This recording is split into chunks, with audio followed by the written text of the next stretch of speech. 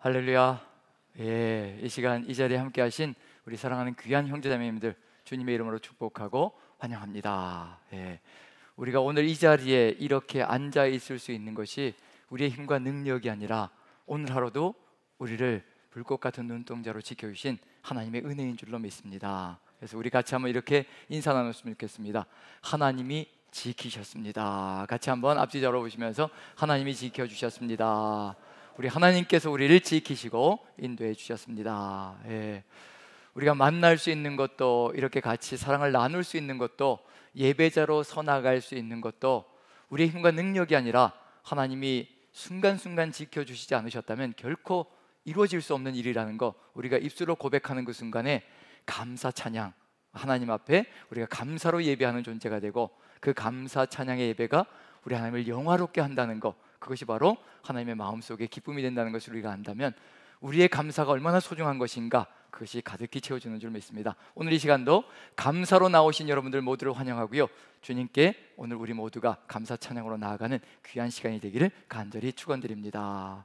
우리 주님께서 함께 하시는 이 시간, 우리 또 말씀을 가지고 같이 나가려고 합니다. 우리 레위기 16장 1, 2절을 같이 한번 보면서요, 같이 한번 어떤 내용이 있는지 또 같이 한번 나눴으면 좋겠습니다. 하나의 정점이기도 합니다. 레위기의 중심이기도 하고요, 그런 점에서 소중한 의미가 들어가 있는데 1절, 2절 어떤 내용이 들어가 있는지 같이 한번 천천히 우리 같이 한번 읽습니다. 시작. 아론의 두 아들이 나아가다가 죽은 후에 여호와께서 모세에게 말씀하시니라. 여호와께서 모세에게 이르시되 내 형 아론에게 이르라. 성소에 휘장한 벗개위 속죄소 앞에 아무 때나 들어오지 말라. 그리하여 죽지 않도록 하라. 이는 내가 구름 가운데에서 속죄소 위에 나타남이니라. 아멘. 아멘. 예, 요즘 이렇게 같이 신방을 하고 혹은 또 우리 식사 교제를 나누면서 이렇게 이런저런 질문을 받을 때가 있습니다. 그 질문을 받을 때면 아주 깜짝깜짝 놀랄 때도 있습니다. 전혀 생각해보지 못했던 부분들이 질문으로 훅 들어올 때가 있고요, 그럴 때면 또 하나의 성장이 일어나는 또 시간이 되기도 하고요, 또 함께 고민하고 있는 내용을 똑같이 고민하고 있는 그런 마음들을 또 내보일 때가 있습니다. 어제도 같이 이제 식사를 한 부부, 집사님과 권사님, 이 부부와 함께 식사를 나누면서 식사 교제하면서 이제 이런 질문을 하시는 겁니다. 우리가 요즘 매일 묵상을 해 나가고 있는데, 이 우사, 다윗이 벗개를 옮겨오는 이야기 있잖아요. 그런데 그 우사가 그 자리에서 이게 소가 띠므로, 수레에 싣고 벗개를 싣고 오면서 소가 날띠므로, 나가는데 타작마당에서 날띠므로 우사가 이 벗개가 떨어질 것 같으니까 어떻게 해야 되는 건가요? 이게 잡아야 되나요? 잡지 말아야 되나요? 떨어지게 내버려 둬야 되나요? 아니면 붙잡아야 되나요? 붙잡아야 되는 거죠. 딱 붙잡았는데 그 자리에서 그냥 즉사가 됩니다. 이런 것들, 우리의 마음을 굉장히 무겁게, 그래도 우리 그리스도인들은 어찌하든지 하나님의 그 뜻을 찾아가면서 이것을 이해하려고 애를 쓰고, 또 때로는 답을 찾아서 하나님 앞에 또 감사하며 또 우리의 삶을 돌아보기도 하며 걸어갑니다. 하지만 만약에 이 성경을 세상 사람들이 읽는다면 어떤 느낌일까? 아니, 그거 소가 날뛰어서 당연히 떨어질까 봐 이게 손을 대어서 벗개를 어떻게든지 떨어지지 않게 하려고, 보호하려고 딱 잡았는데 그 자리에서 죽음이 선고되어지고 죽는다, 이러한다면 이 하나님을 도대체 누가 믿고 따라가며 나아갈 것인가? 아마 세상 사람들이 읽으면 이해 못할 이야기들이 상당히 많이 들어가 있는 것이 하나님의 말씀이 아닐까라는 생각이 듭니다. 오늘 이 내용도 동일한 내용이 들어가 있거든요. 이미 10장에서, 레위기 10장에서 나답과 아비후가 하나님 앞에 나아가다가 그 자리에서 그냥 죽음을 당하는 일이 벌어졌습니다. 그 이야기를 다시 한 번 더 거론하고 있는 중이거든요. 아론의 두 아들이 여호와 앞에 나아가다가 죽은 후에 여호와께서 모세에게 말씀하시니라. 때로는 이 작은 머리로 하나님을 다 이해하려고 하다 보니까 머리가 아주 쪼개지는 것 같은 고통 속에 거할 때도 있습니다. 어찌 그 하나님의 그 전능하심을 우리가 다 이해할 수 있겠습니까? 그리고 또 한 번의 질문은 뭐냐면요, 이게 천체에 대해서 상당히 관심이 많은 분이셨는데, 대화를 나누는데, 식사하면서 대화를 나누는데 본인은 이해가 잘 안 된다는 거예요. 하나님께서 왜 쓸데없이 이렇게 우주를 이렇게 크게 만드시고 엄청나게 많은 별들, 우리가 지금 가도 지금 빛이 광년을 향해서 날아가도 지금 끝도 없이 날아가고 있는 중이거든요. 거기에 수많은 우주의 별들이 있다는 얘기거든요. 근데 이거 인간이 다 사용할 수도 없는데 뭘 이렇게 만들어 놓으시고 애를 쓰셨을까? 이게 도대체 무슨 의미를 가지고 있을까? 이런 질문들이 들어올 때면 참 이게 좁은 머리로, 작은 머리로 그걸 대답해 드리기가 상당히 버거울 때가 참 많습니다. 그래서 같이 찾아가고 있는 중이고, 그렇게 고민하면서 하나님의 마음을 또 보고 있는 것이 아닌가. 그래서 시편 19편을 보면 하늘이 하나님의 영광을 선포하고 궁창이 하나님께서 하신 일을 드러내는도다. 그 궁창 속에서 하늘 위에서 하나님의 그 놀라운 역사가 무엇인지 그것만 바라봐도 우리가 얼마나 작은 존재인가, 얼마나 미물 같은 존재인가를 깨닫게 되지 않나라는 생각을 해봅니다. 그런데 지금 안타까운 것은 그 하늘을 우리가 다 오염을 시켜서 가려버렸죠. 그 놀라운 영광스러운 하늘의 별들이 보이질 않고 지금은 띄엄띄엄 밤이 되면 한두 개씩 이렇게 보이고, 그 다음에 무엇을 가지고 우리 인생이 자랑질을 하고 있는 중이냐면요, 이 땅바닥에다 야경을 만들어 놓고, 그렇잖아요. 야경을 만들어 놓고 이렇게 우리가 능력이 있다라고 큰 소리 치는 것, 이게 바로 인생의 모습이 아닌가. 그게 바로 우리의 모습이라면 얼마나 안타까운 일인가를 한번 생각해 볼 필요가 있지 않을까 싶습니다. 오늘 이 이야기 속에서 웃사의 죽음도, 또 여기 나답과 아비후의 죽음도 어떤 의미를 가지고 있는 것인가. 지도자들의 죽음이거든요. 지도자들이 단 한 방에 그냥 날아가는 그런 역사들이 이 안에 들어가 있습니다. 그런데 이것이 하나님께서 이런 이야기들을 보여주시는 이유가 뭘까? 우리는 죄에 대해서 민감하지 않은 아주 안타까운 시절을 살아가고 있습니다. 정말 죄에 대해서 민감하지 않습니다. 죄가 어떤 현상을 일으키고 어떤 결과에 도달하게 만드는지에 대해서 너무도 무감각하게 살아가는 시절을 걸어가고 있는 것이 우리의 삶의 정황이거든요. 구약 성경과 같은 이런 일들이 벌어지면 어떤 세상이 만들어질까? 죄를 저지르는 그 순간에 그 자리에서 즉사가 일어나는 겁니다. 그럼 어떻게 될까요? 우리가 어떤 삶을 살아가게 될까요? 죄를 저지르는 그 순간에 그 자리에서 죽음이 선고되어지고 죽음이 떨어지는 겁니다. 그럼 죄를 지을까요? 안 지을까요? 짓는 것조차 두려운 그런 마음이 들기 시작하지 않을까? 이 속에서 하나님께서 보여주시는 것은 무엇이라고 확신하느냐면요, 죄가 얼마나 무서운 결과를 일으키는지 그것을 우리에게 알려주고 있고, 그리고 또 그러한 내용을 통하여서, 그러한 죽음들을 통하여서 우리에게 보여주시는 건 뭐냐면요, 1절이 목적이 아니라, 죽은 다음에 1절이 목적이 아니라 바로 여호와께서 모세에게 말씀하시는 겁니다. 왜 말씀을 주실까? 죽은 후에 왜 말씀을 주실까? 2절에 이것 때문에 그렇습니다. 목적은 이겁니다. 죽음을 보여주시는 이유도 뭐냐면 이걸 위해서 하나님께서 죽음을 보여주시는 겁니다. 2절을 다시 한번 읽어봅니다. 하나님의 마음이 어떤 것인지 같이 한번 읽습니다. 시작. 여호와께서 모세에게 이르시되 내 형 아론에게 이르라. 성소에 휘장한 법궤위 속죄소 앞에 아무 때나 들어오지 말라. 그리하여 죽지 않도록 하라. 이는 내가 구름 가운데서 속죄소 위에 나타남이니라. 제발 죽지 않도록 하라는 겁니다. 그게 하나님의 간절한 소망입니다. 하나님이 우리를 죽이려고 창조하셨겠습니까? 절대 그렇지 않습니다. 우리를 살리시고 더 큰 복락 가운데, 기쁨 가운데, 행복 가운데 거하기를 간절히 소망하시는 분이 하늘 아버지이시거든요. 우리가 구하기 전에 있어야 될 것, 우리가 염려하는 것조차도, 걱정하는 것조차도 너무도 안타까우셔서 우리가 구하기 전에 있어야 될 것을 하늘아버지께서 다 아신다. 먼저 하나님의 나라와 의만 구해보라. 이 모든 것들이 다 너희의 것이 될 것이라. 그렇게 말씀해 주시는 아버지시거든요. 우리가 염려하는 것조차도 고통스럽게 느끼시고 안타까이 느끼시며 그 염려와 걱정까지도 제거해 주시길 원하시는 분이 하늘아버지의 그 간절한 소망입니다. 우리를 죽이려고 그러시는 것이 아니라 죽지 않게 하시려고, 죽지 않도록 하시려고 말씀을 주시는 겁니다. 왜 성경이 한 권, 두 권 계속 포함되어질까? 왜 66권까지 왔을까? 우리를 죽지 않게 하시려고 그러시는 겁니다.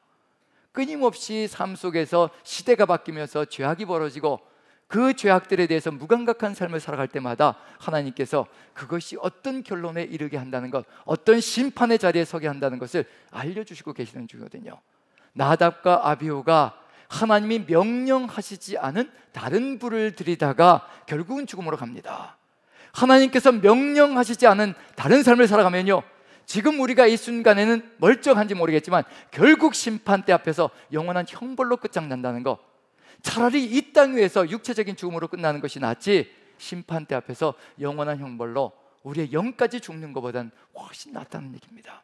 이런 죽음을 통해서 우리에게 경각심을 일깨워 주시며 하나님의 뜻을 향하여 나아가는 길이 무엇인가, 그리고 죽지 않고 하나님께서 소망하시는 것이 무엇인가를 우리가 깨달아 간다면요, 하나님께서 우리에게 주시기를 소망하시는 간절한 그 마음을 가지고 우리도 하나님과 함께 동행하며 나아갈 수 있지 않을까 기대를 가져봅니다.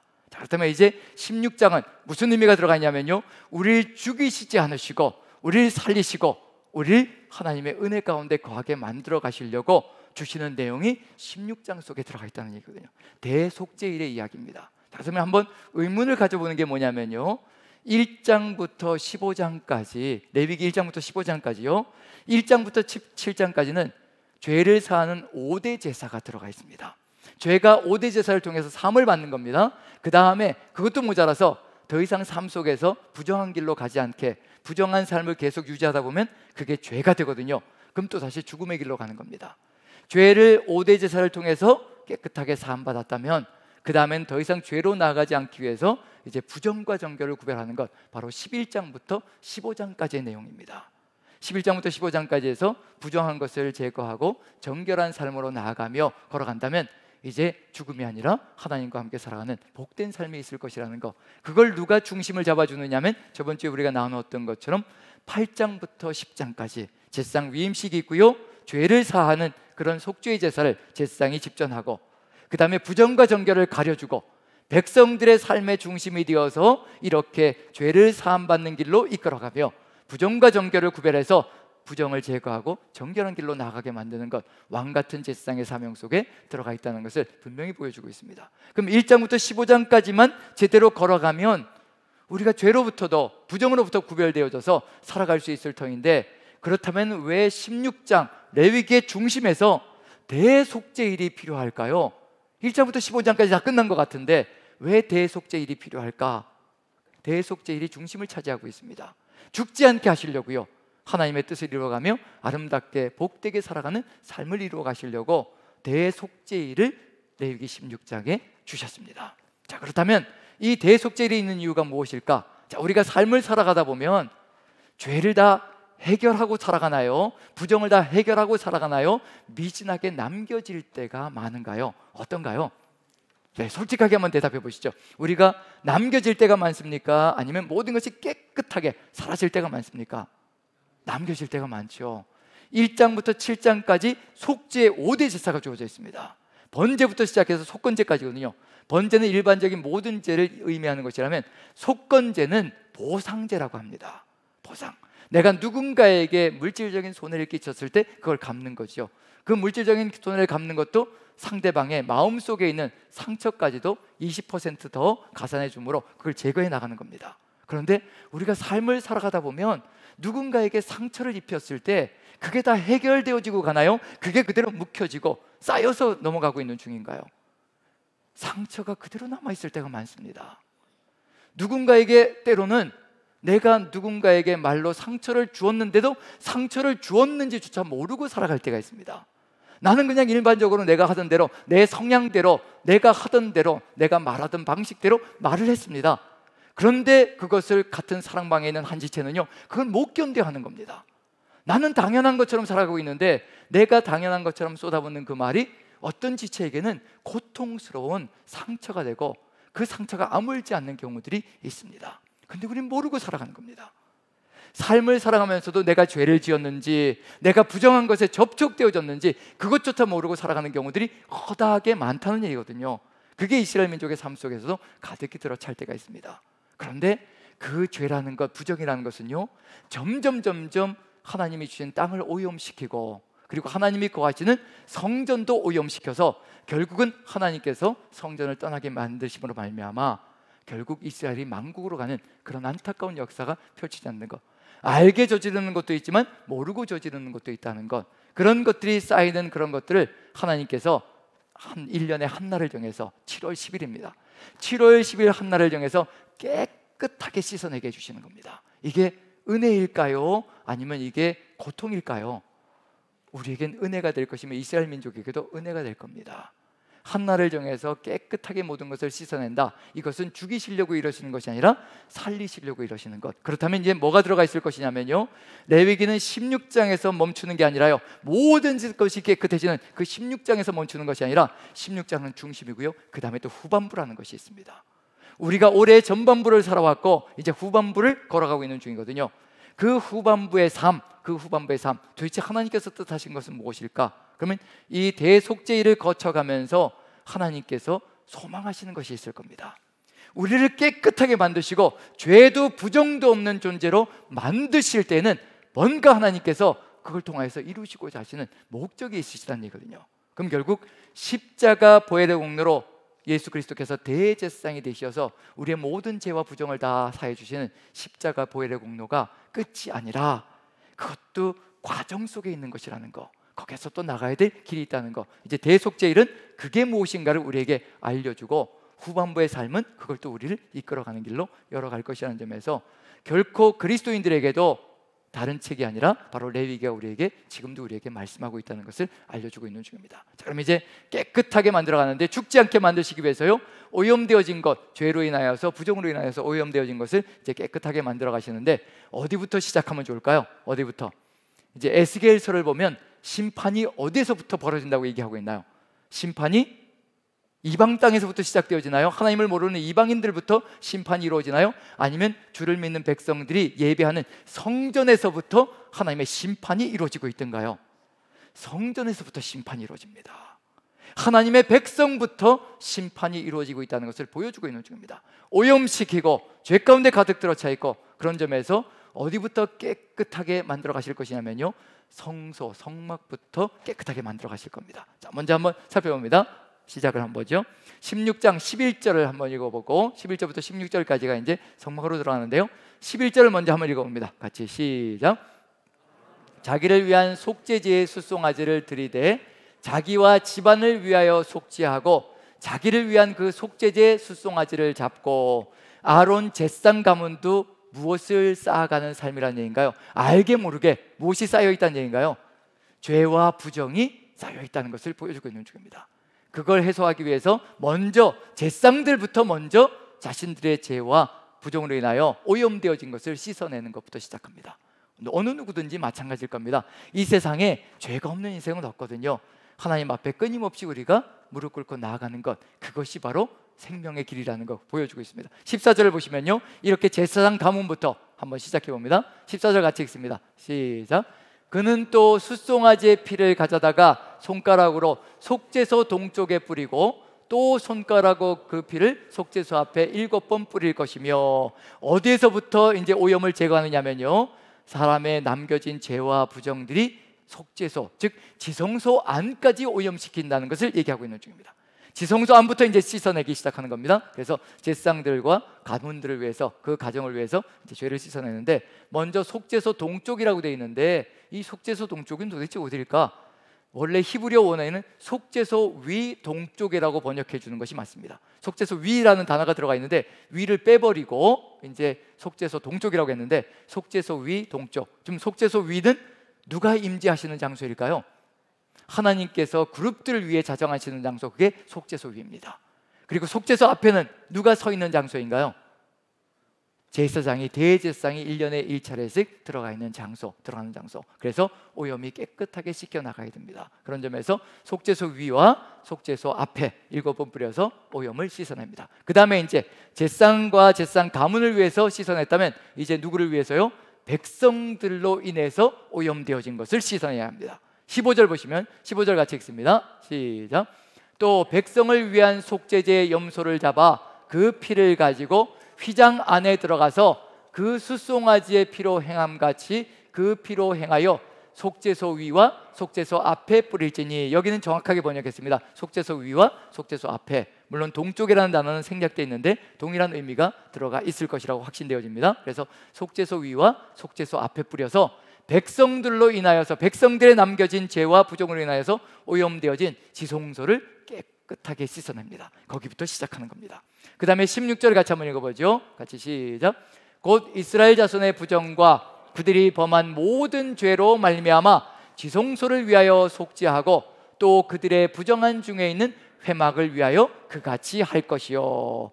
여기서 지성소는 바로 가장 은밀한 장소, 하나님이 임재하시는 장소. 회막은 무엇을 의미하는 걸까요? 지성소를 정결하게 하고 그 다음에 나와서 회막을 또 정결하게 했다라고 얘기합니다. 회막은 어디를 뜻하는 걸까요? 성막 전체를 뜻하는 것이 아니라 성소를 뜻하는 겁니다. 지성소와 성소가 있잖아요. 지성소를 깨끗하게 하고 그 다음에 나와서 성소도 깨끗하게 해서 이렇게 회막 전체, 성막 전체를 깨끗하게 했다라고 이야기합니다. 자, 그 다음은 이제 어디를 깨끗하게 해야 될까요?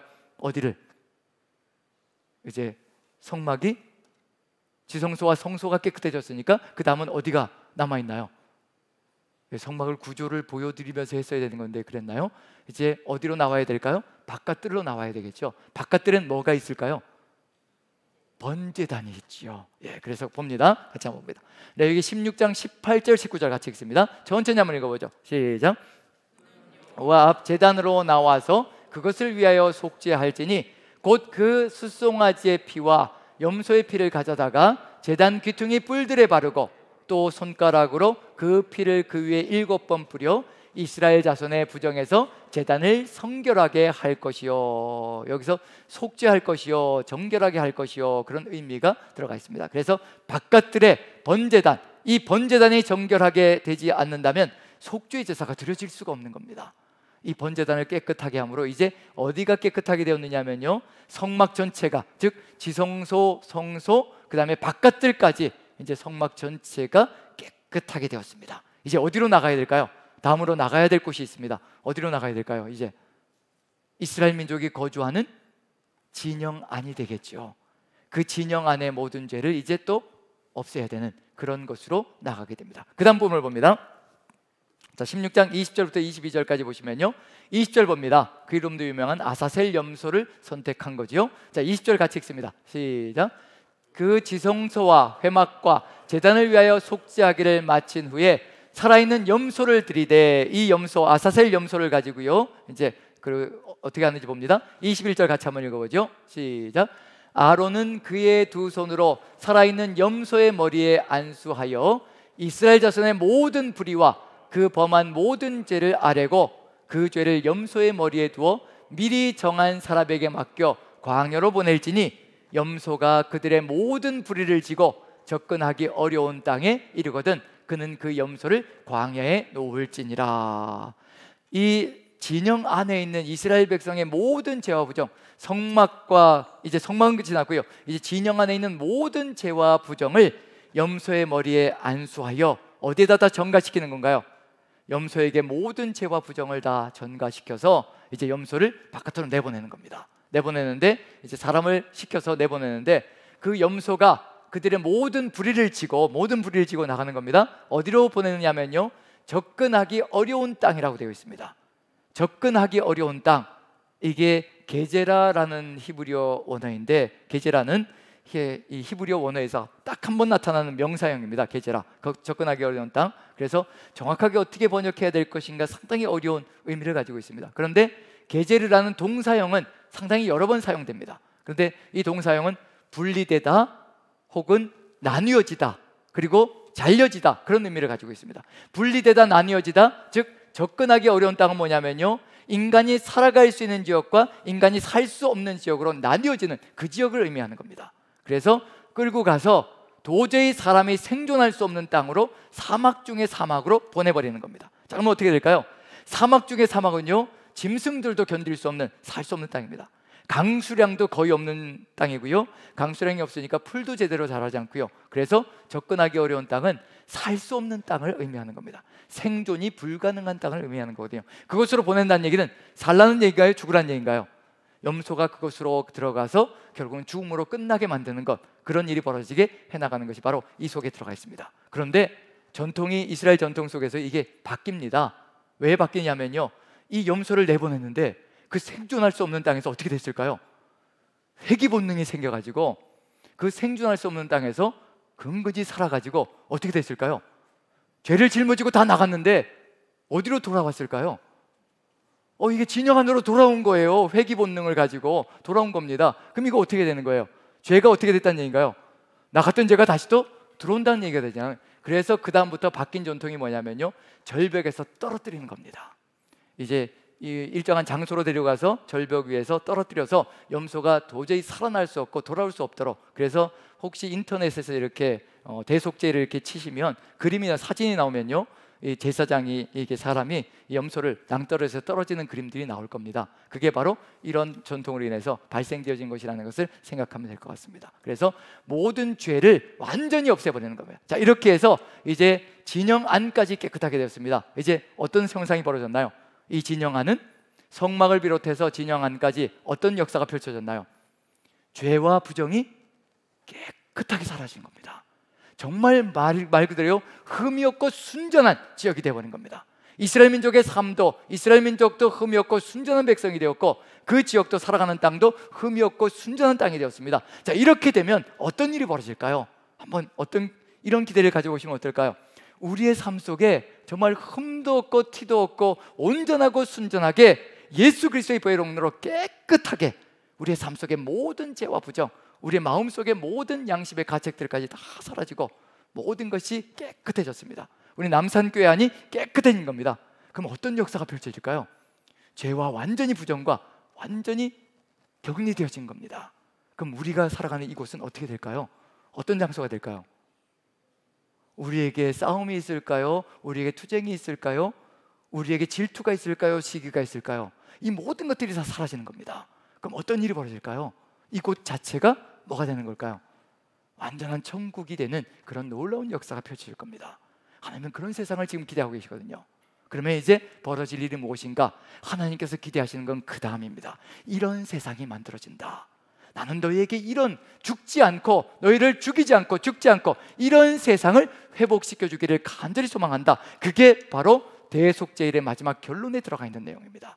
어떤 세상을 우리에게 주시기를 소망하시는지, 어떤 것을 회복시켜 주기를 간절히 소망하시는지 한번 같이 읽어봅니다. 자, 16장 29절부터 31절까지 한번 천천히 읽어봅니다. 같이 시작. 너희는 영원히 이 규례를 지킬지니라. 일곱째 달 곧 그 달 10일에 너희는 스스로 괴롭게 하고 아무 일도 하지 말되 본토인이든지 너희 중에 거류하는 거류민이든지 그리하라.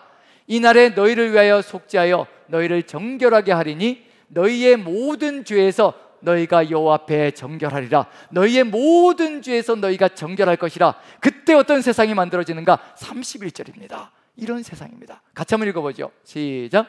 이는 너희에게 안식일 중에 안식일인즉 너희는 스스로 괴롭게 할지니 영원히 지킬 규례라. 자, 안식일 중에 안식일은 도대체 어떤 날일까요? 안식일만 생각해도 하나님께서 우리에게 주신 그 안식이 얼마나 소중한 것인지 지금도 우리는 그 안식을 찾아가고 있는 중이거든요. 안식은 염려와 걱정, 그 모든 것에서 해방되어지고 오직 하나님과 함께 하나 되어지는 날, 하나님만 바라보는 날, 하나님의 뜻만 이루어가는 고귀한 정신이 남고 신앙의 역사만 남아있는 날, 그것이 바로 안식일 날입니다. 언제적으로 돌려놓으시는 건가요? 우리 하나님께서요. 안식일 중에 안식일이 회복되었다. 언제적으로 돌아가는 건가요?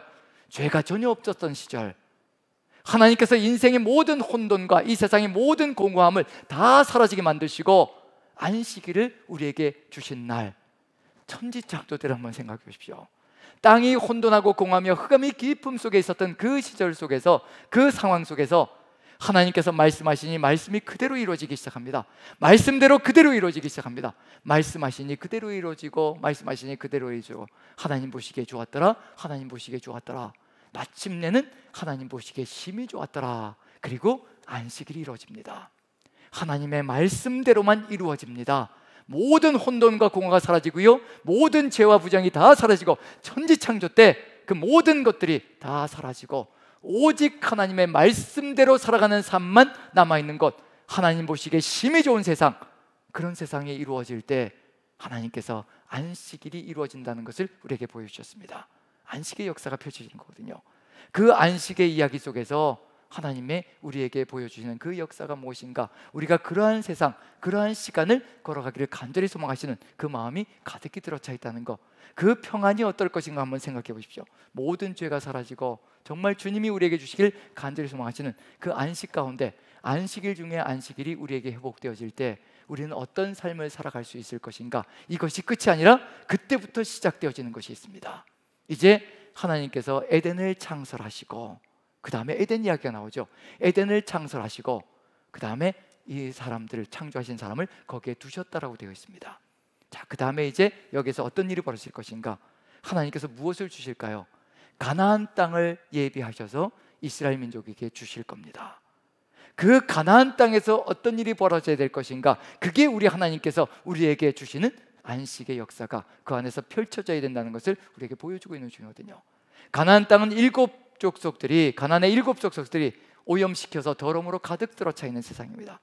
하지만 이스라엘 민족이 이렇게 레위기 1장부터 15장까지의 내용을 가지고 죄를 속죄하는 그런 5대 제사와 부정과 정결을 구별할 수 있는 그 삶의 길들과 거기에 또 붙여서 대속죄일이라는 하나님의 놀라운 이 은혜의 시간을 가지고 가나안 땅으로 들어간다면 그 역사 속에서 하나님의 말씀대로 그대로 살아갈 때 어떤 역사가 펼쳐질 것인가, 그걸 우리 하나님께서는 기대하시고 계시며 이끌어가고 계신다는 것. 그럼 이것이 대속죄일이 끝이 아니라, 이 안식일이 끝이 아니라 이 안식일이 시작이라는 것을 느껴볼 수가 있습니다.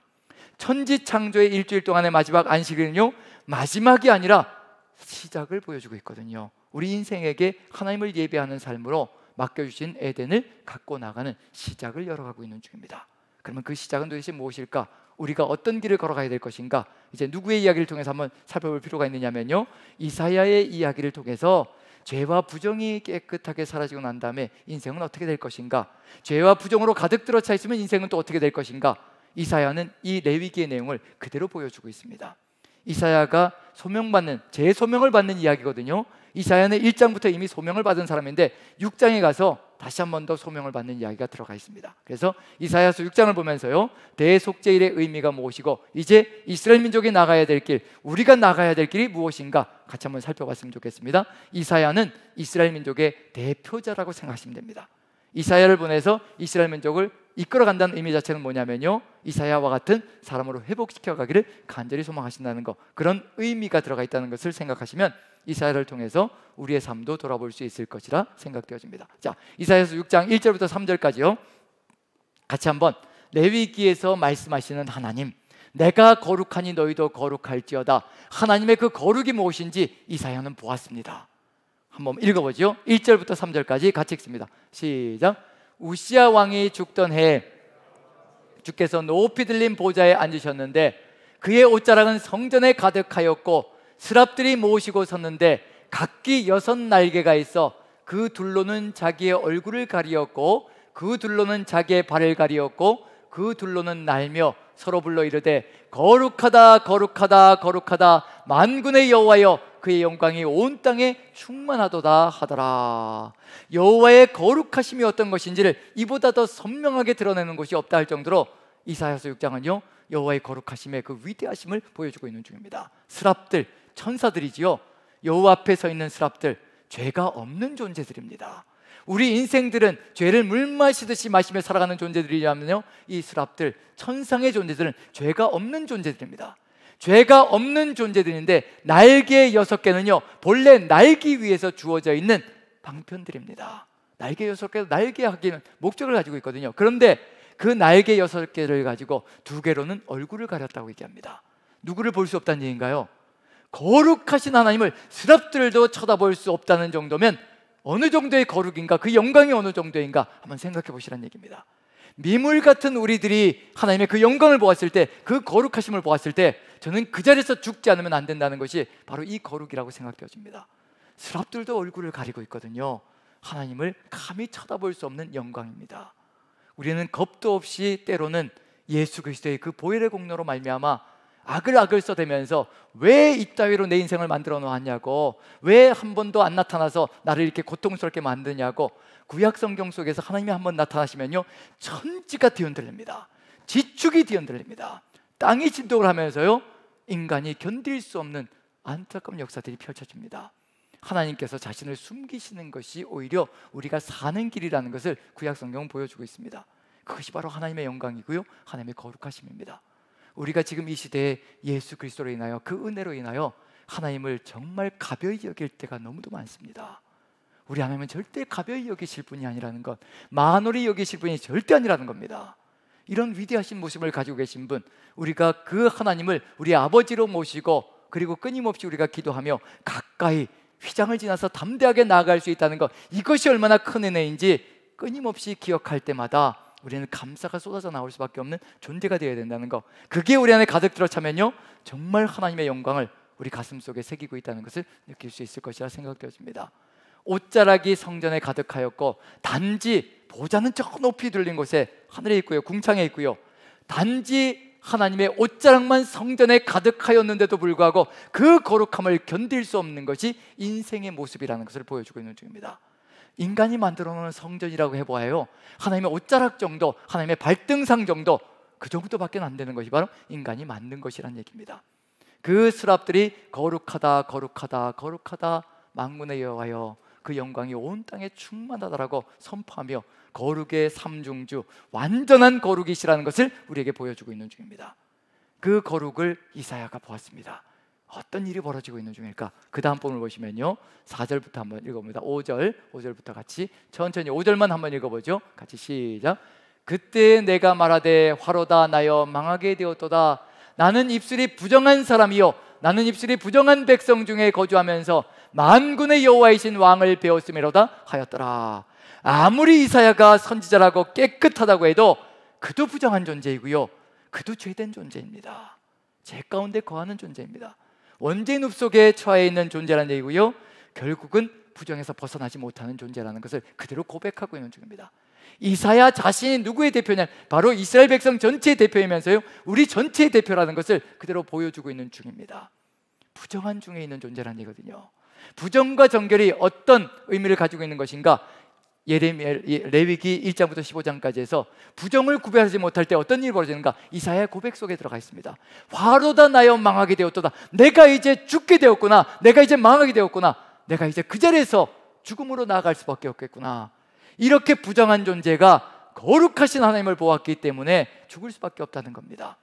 왜 하나님께서 내가 거룩하니 너희도 거룩할지어다라고 말씀해 주시는 것일까? 거룩하신 하나님과 동행하기 위해서요, 하나님께서는 우리와 함께 동행하기를 간절히 소망하십니다. 우리가 매일 묵상 성경을 하면서, 그리고 또 우리가 새벽 예배를 하면서 박홍 목사님께서 아주 동행에 대해서 아주 깊이 있게 얘기한 한 단어를 얘기해 줬습니다. 저는 그 말이 가슴에 깊이 와닿습니다. 하나님께서는 우리와 함께 이 벗개를 어깨에 짊어지고 움직이라고 하셨잖아요. 우리와 함께 어깨동무하며 지내시기를 간절히 소망하신다. 그게 동행이다. 하나님께서 우리와 어깨동무하시면서 우리와 함께 동행하시며 같이 하나님의 일을 해나가시길 간절히 소망하신다. 우리 하나님의 소망은 그거거든요. 어깨동무하시며 동역하시고 동행하시기를 간절히 소망하시는데, 이와 같이 되면 죄와 부정으로 가득 들어 차 있으면요, 절대로 동행은 있을 수가 없고요, 어깨동무는 사람을 죽이는 겁니다. 하나님이 우리에게 오셔봐야 우리는 죽음으로 끝장나버리고 말 겁니다. 죽지 않게 만드시기 위해서 내가 거룩하니 너희도 거룩할지어다. 그래서 1장부터 15장까지 5대 제사를 주시고 부정과 정결을 구별하는 방식을 보여주시고, 그리고 심지어 그것도 모자라서 대속죄일에 7월 10일 날은요, 1년에 한 번씩 모든 죄와 부정을 깨끗하게 씻어낼 수 있게 만들어 주시는 겁니다. 동행하시고 싶으셔서, 우리와 함께 하시고 싶으셔서, 아버지가 자녀들과 함께하며 그 길을 같이 걸어가시고 싶으셔서, 그게 하늘아버지의 마음속에 가득히 들어차 있는 겁니다. 하나님께서 우리와 함께 동행하시면 어떤 세상이 만들어질까? 그런데 지금 화로다 나여 망하게 되었도다. 하나님의 그 거룩하심을 보자마자 인간의 입에서 쏟아져 나가는 것은 내가 이제 죽겠구나, 내가 이제 죽었구나, 나는 죽을 수밖에 없다. 그것을 고백하는 것으로 선포되어 주고 있습니다. 그때 6절 7절 보시면요, 이러한 역사가 펼쳐집니다. 같이 한번 읽어보죠. 이게 은혜입니다. 은혜. 같이 시작. 그때 그 스랍 중에 하나가 부젓가락으로 제단에서 집은 바 핀 숯을 손에 가지고 내게로 날아와서 그것을 내 입술에 대며 이르되, 보라, 이것이 내 입에 닿았으니 내 악이 제하여졌고 내 죄가 사여졌느니라 하더라. 분명히 이사야는 부정이라고 얘기했습니다. 부정한 중에 있는 존재로서 거룩하신 하나님을 보았다는 얘기거든요. 그래서 나는 죽게 되었다. 근데 하나님께서는 뭐라고 얘기하시냐면요, 내 죄와 내 악이 사해졌다. 부정과 죄와 악이 다 뭉쳐서 같이 가고 있다는 것을 보여주고 있는 중입니다. 부정과 죄악이 다 사해지는 것, 대속죄일에 벌어지는 일이거든요. 지금 이사야 한 명 안에서요, 이사야의 삶 속에 대속죄일의 대역사가 지금 펼쳐지고 있는 중입니다. 하나님께서 그걸 이루어 주시고 계시는 중이거든요. 제단에서 핀 숯을 가지고 와서 그것으로 지지며 그것으로 깨끗하게 만들어주는 역사가 펼쳐졌습니다. 그러면 이 대속죄일, 이스라엘 민족의 삶 속에 레위기 16장까지 거쳐갔을 때 그 다음에 나타날 것이 무엇인가? 이사야의 이야기가 그걸 보여주고 있습니다. 이사야도 지금 대속죄처럼 부정과 죄와 그리고 악이 일시에 다 깨끗해지는 놀라운 은혜를 체험하고 있는 중이거든요. 그 다음에 어떤 역사가 펼쳐질까? 이걸 기대하시는 겁니다. 그 다음 부분을 봅니다. 8절 같이 한번 천천히 읽어봅니다. 같이 시작. 주의 목소리를 들으니 주께서 이르시되 내가 누구를 보내며 누가 우리를 위하여 갈고 하시니 그때 내가 이르되 내가 여기 있나이다 나를 보내소서 하였더니, 바로 이런 역사를 기대하시는 겁니다. 누가 우리를 위하여 갈고 우리와 함께 누가 갈 것인가? 우리와 함께 누가 동역하며 이 세상을 아름답게 갖고 나갈 것인가? 하나님께서 기대하시는 것, 우리 하나님의 삼위일체 하나님과 함께 걸어가기를 간절히 소망하는 사람, 그 사람을 세우시기를 간절히 소망하시는 겁니다. 누가 우리와 함께 갈 것인가? 누가 우리가 가지고 있는 이 뜻을 이 땅 위에서 펼쳐낼 것인가? 누가 우리의 동역자가 되어서 누가 우리와 동행하며 이 땅을 아름답게 에덴으로, 하나님 나라 천국으로 이루어 갈 것인가? 우리 하나님께서 기대하시는 것이 바로 그겁니다. 우리를 깨끗하게 만들어주시고 그 깨끗하게 되어진 그 삶을 가지고 이 땅을 아름답게 하나님 나라로 이루어가기를 간절히 소망하시는 것이 하나님의 마음속에 있습니다. 한번 이 변화를 보십시오. 화로다 나여 망하게 되었도다. 내가 하나님의 거룩하심을 보고 내가 이제 죽게 생겼구나 라고 탄식하며 그 자리에서 엎드려졌던 인생이 그 죄와 악의 부정이 사해지는 그 순간에 내가 여기 있나이다 나를 보내소서, 내가 주님과 함께 동행하며 내가 주님과 함께 동역하며 이 땅을 하나님의 뜻을 향하여 나아가게 만들어 가겠습니다. 뜻이 하늘에서 이루어지신 것처럼 이 땅에서도 그 뜻이 이루어지게 되기를 간절히 소망하며 주님의 뜻을 이루어 가겠습니다라고 결단하며 나아가는 존재로 변화시켜 나갑니다.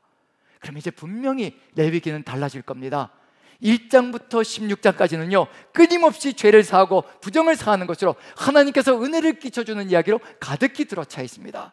하지만 17장부터는 달라지기 시작할 겁니다. 이제 무언가 하나님을 위하여 하나님의 은혜를 응답하며 나아가는 삶이 이루어지기 시작할 겁니다.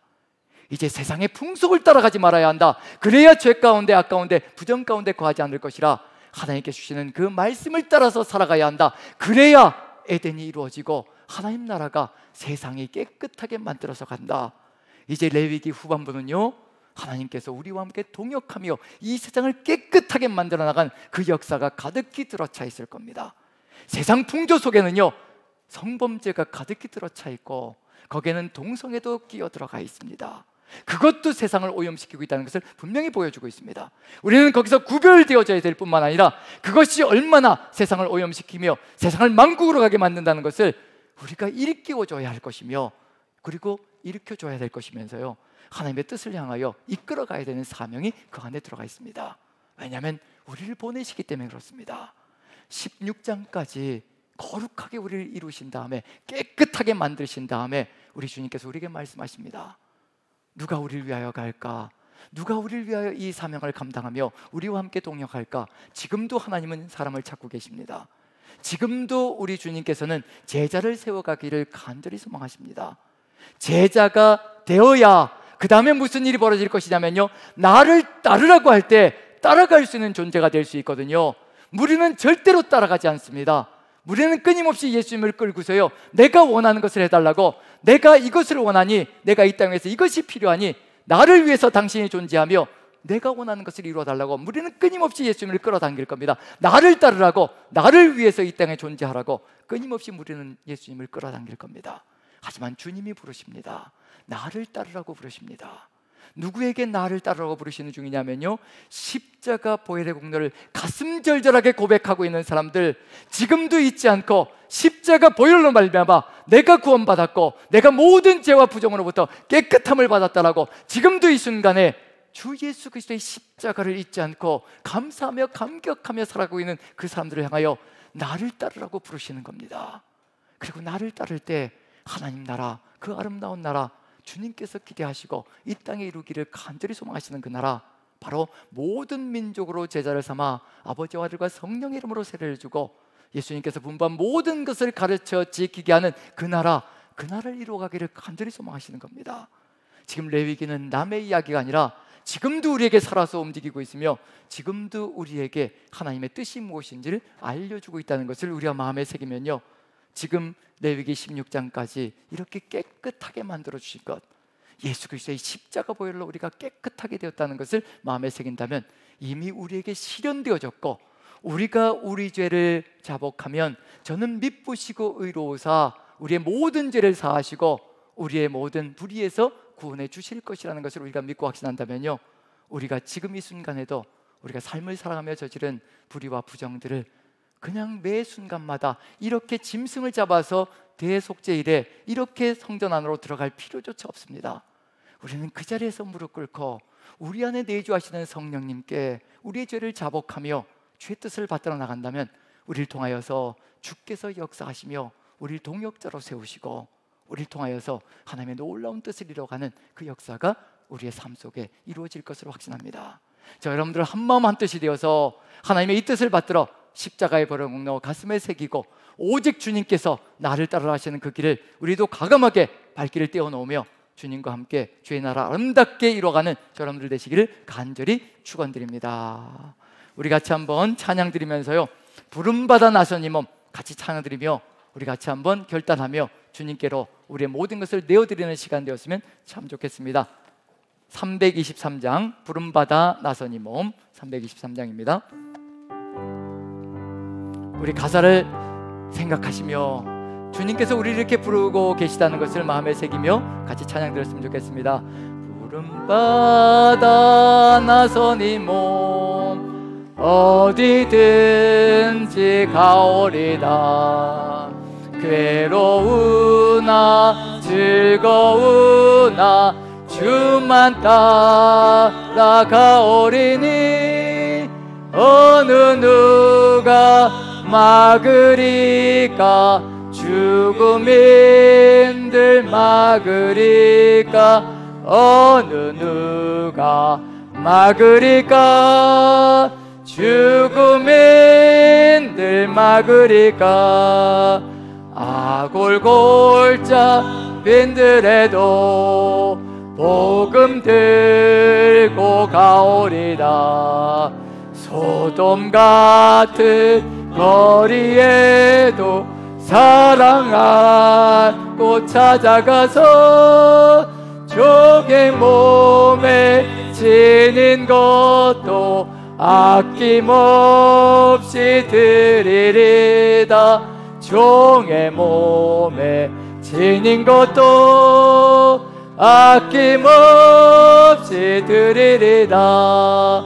존귀 영광 모든 권세 주님 홀로 받으소서.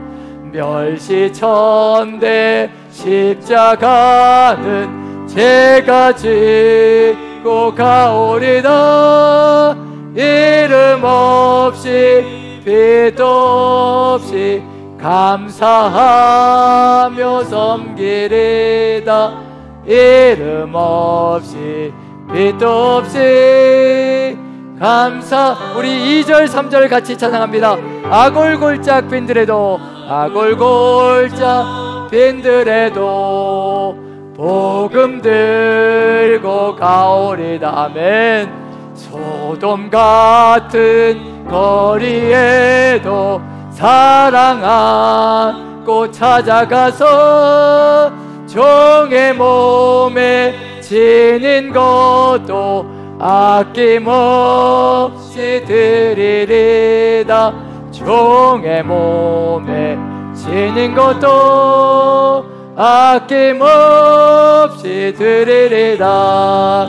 존귀 영광 모든 권세 주님 홀로 받으소서.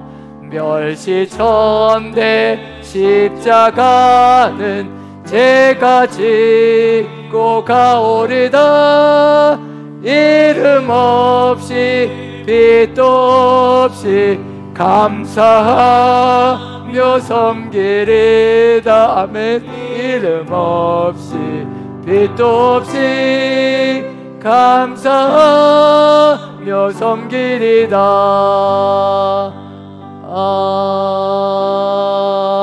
아멘. 아멘. 우리 부름받아 나선 이 몸 이 가사 한 구절 한 구절이 우리의 신앙 고백이 되기를 간절히 소망합니다. 우리 주님께서 부름받은 곳, 부르신 곳, 우리가 그곳으로 주님과 함께 나아갈 수 있도록 주님께서 인도해 주시고 이끌어 주시기를 간절히 소망하는 마음으로 함께 기도했으면 좋겠습니다.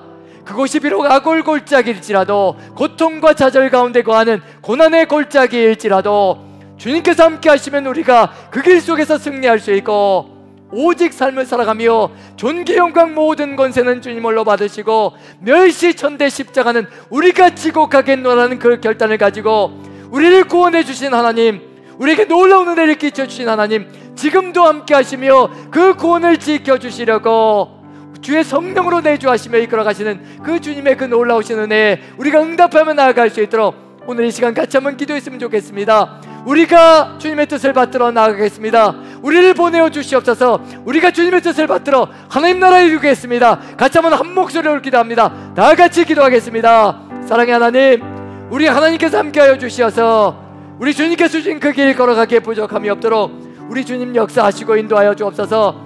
부족하고 미력합니다 아버지, 연약하기 그지없습니다 아버지.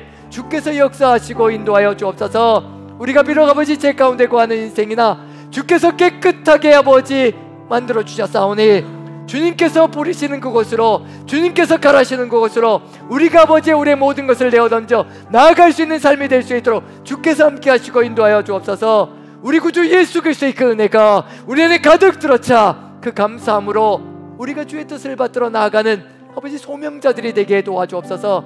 오직 주께서 함께 하시고 역사하시어 주의 그 은혜 가운데 거하는 귀한 삶으로 승리케 도와주시옵소서. 사랑의 하나님, 우리 주님께서 우리에게 놀라운 은혜를 끼쳐 주셨습니다. 잊지 않게 도와주시옵소서. 절대로 잊지 않게 도와주시옵소서. 그 은혜, 그 보혈의 공로, 영원하신 생명을 주시는 그 은혜가 잊혀질 때마다 우리가 죄 가운데 거하며 부정한 것으로 나아가는, 세상의 풍조 속으로 나아가는 안타까운 삶을 살아갑니다. 잊지 않게 도와주시옵소서. 기억함으로 말미암아 우리가 얼마나 소중한 존재인가를, 영원하신 생명을 주고 사신 존귀한 존재라는 것을 깨닫게 도와주시고 왕같은 제사장들의 사명으로 부름받았다는 것을 가슴에 더 깊이 새기게 도와주시옵소서.